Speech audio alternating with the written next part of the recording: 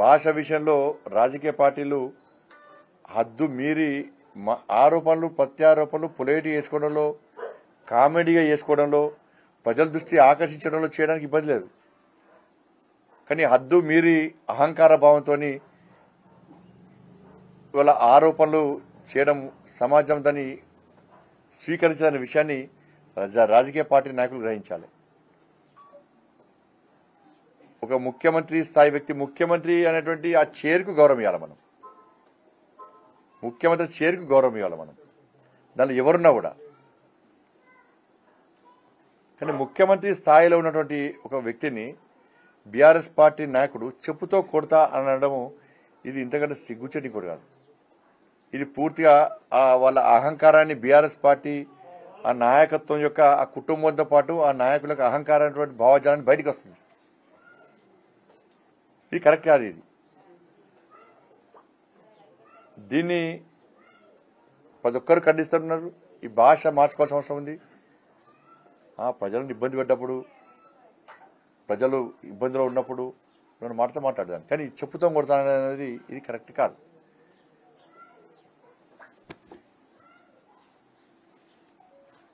అదేవిధంగా ప్రజాహిత యాత్ర ఈ కరీంనగర్ పార్లమెంటు నియోజకవర్గంలో ప్రజాహిత యాత్ర పేరుతోని 10వ తారీఖు నాడు మేడిపల్లి నుంచి యాత్ర ప్రారంభిస్తున్నాం. ఈ యాత్ర గ్రామాలకు చేరినప్పుడు నడుచుకుంటూ పాదయాత్ర చేస్తాం.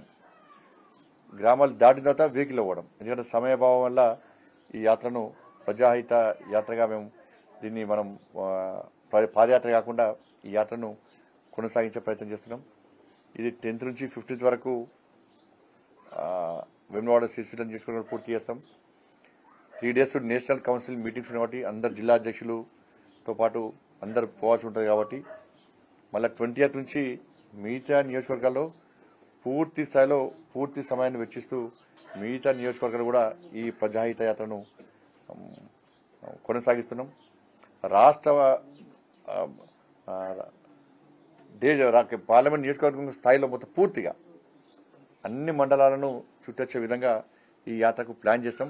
10వ తారీఖు నాడు మేడిపల్లిలో ఈ యాత్రను ప్రారంభించబోతున్నాం.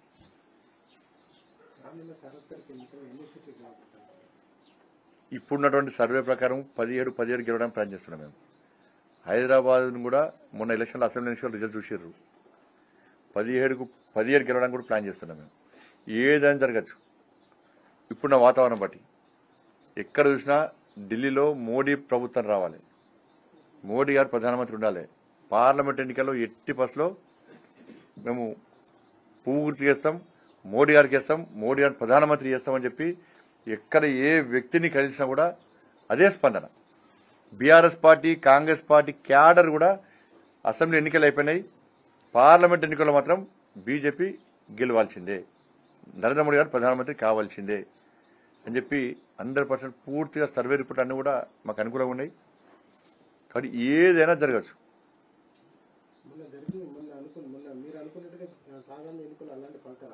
ఇప్పుడు వస్తాయి పక్క. ఇప్పుడు మీరు సర్వే అప్పుడు వేరుండే, ఇప్పుడు సర్వే మీరే చూస్తున్నారు. ఏడవేనని ఇవి ఢిల్లీ ఎన్నికలు మోడీ గారు రావాలి, మోడీ గారు గెలవాలి, మోడీ గారు ప్రధానమంత్రి కావాలి.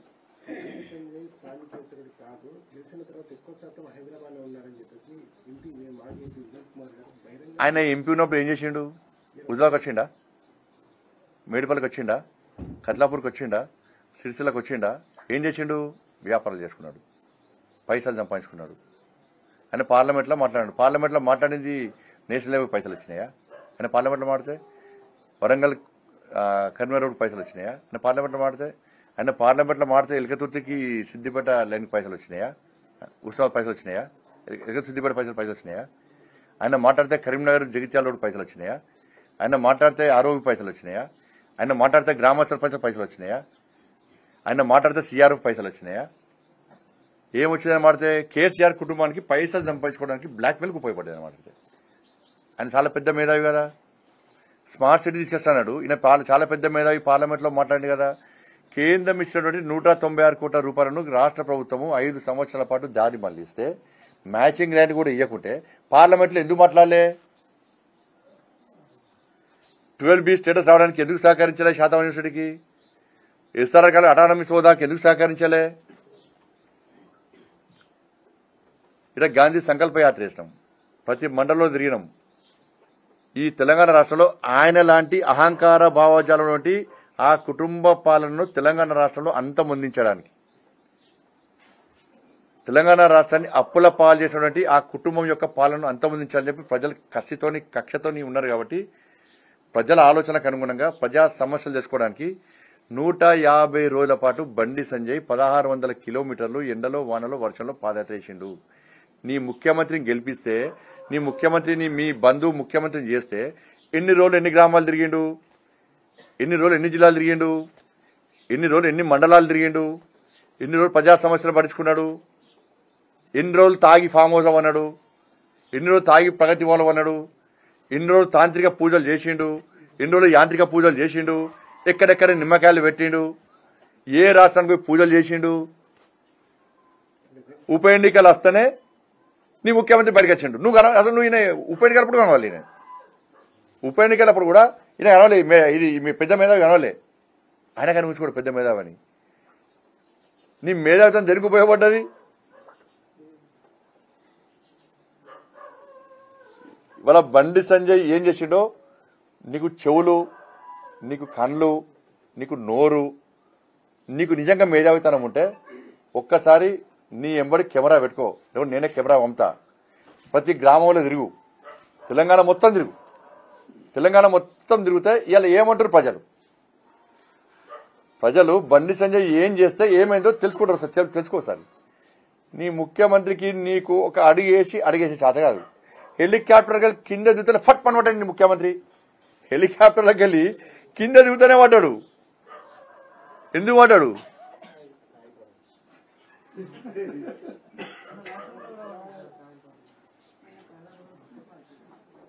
బండి సంజయ్ ఏ రోజు చేస్తుండడం వల్లే. బండి సంజయ్ వ్యాపారాలు చేసుకోలే. బండి సంజయ్ 24 అవర్స్ ఇలా ప్రజలకు తిరిగాడు. మీ ప్రభుత్వం పెట్టిన కేసులు బండి సంజయ్ ఏం తిరగకుంటే బండి సంజయ్ మీద 100 కేసులు ఎందుకైనాయి? బండి సంజయ్ని గనవడకుంటే బండి సంజయ్ 2 సార్లు జైలుకు నీ కుటుంబం, నీ కుటుంబమే ఎందుకు పంపింది? కొనుగోలు కేంద్రాల్లో తిరిగింది ఎవరు?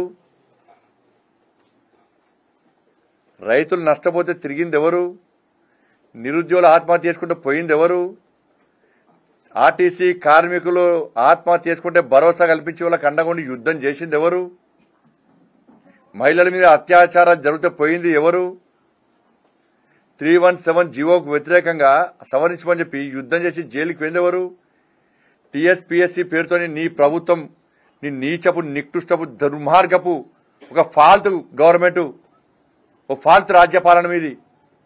దానివల్ల 30 నుంచి 60 లక్షల మంది నిరుద్యోగ యువత బతుకులు బర్బాద్ చేస్తే, టీఎస్పీఎస్సీ పేపర్ లీక్ చేస్తే దానికి వ్యతిరేకంగా కొట్లాడి మీ దొంగ కేసులు పెడితే జైలుకు పోయింది ఎవరు? నీ ప్రభుత్వం నీ నిర్లక్ష్యం వల్ల ఇంటర్మీడియట్ స్టూడెంట్స్, 10th విద్యార్థులు 10వ తరగతి చదువుకునే విద్యార్థులు ఆత్మహత్య చేసుకునే దుర్మార్గ పరిస్థితి నీ ప్రభుత్వ హయాంలో వచ్చింది. వస్తే అప్పుడు స్పందించి యుద్ధం చేసింది ఎవరు? నేనే. దళితులకు 3 ఎకరాలు ఇవ్వలేదని కొట్లాడింది ఎవరు? నేనే కొట్లాడినా. బీసీల హక్కుల కోసం కొట్లాడింది ఎవరు? నేనే కొట్లాడినా. అగ్రవర్ణాల్లో పేదలకు మోడీ ప్రభుత్వం రిజర్వేషన్ ఇస్తే నువ్వు అమలు చేయకుంటే అగ్రవర్ణాల్లో పేదల కోసం కొట్లాడింది ఎవరు? నేనే కొట్లాడినా. లాస్ట్కు మీ ముఖ్యమంత్రి, అప్పుడున్నటువంటి ముఖ్యమంత్రి గజ్జ గజ్జ గజ్జ గజ్జ వణికించింది ఎవరు? ఫామ్ హౌస్కి ప్రగతి వాళ్ళు బయటకు వచ్చింది ఎవరు? బండి సంజయ్, భారతీయ జనతా పార్టీ కార్యకర్తలు. ఇది నేను చెప్పింది, నువ్వు ఎట్లా చెప్పవు, ప్రజలు చెప్తున్నారు. తిరుగు ఒకసారి, ప్రజలు తిరుగు. బీఆర్ఎస్ పార్టీ ప్రభుత్వం మెడలు వంచింది ఎవరు? గల్లబట్టి బయటకు గుంచుకొచ్చింది ఎవరో? వాళ్ళ అహంకారం దెబ్బతీసింది ఎవరో? ఇలా తెలంగాణ రాష్ట్ర ప్రజలకు తెలుసు. నీ అతి మేధావితనంతో ఏది పడితే ఆరోపణ చేస్తే నువ్వు నిజంగా ఇక్కడ ప్రజల మీద సమస్య, ఇప్పుడు ఇవన్నీ చెప్పినందుకు నువ్వు ఎందుకు లోకల్ సమస్యలు ప్రస్తావించలే? పార్లమెంట్ వేదికగా ఎందుకు మాట్లాడలే? నీ ముఖ్యమంత్రికి లెటర్ రాస్తావా? పోయి నువ్వు ముఖ్యమంత్రికి రైట్ హ్యాండ్ నువ్వే, కుంపలు ముంచే రైట్ హ్యాండ్ ఈయనదే.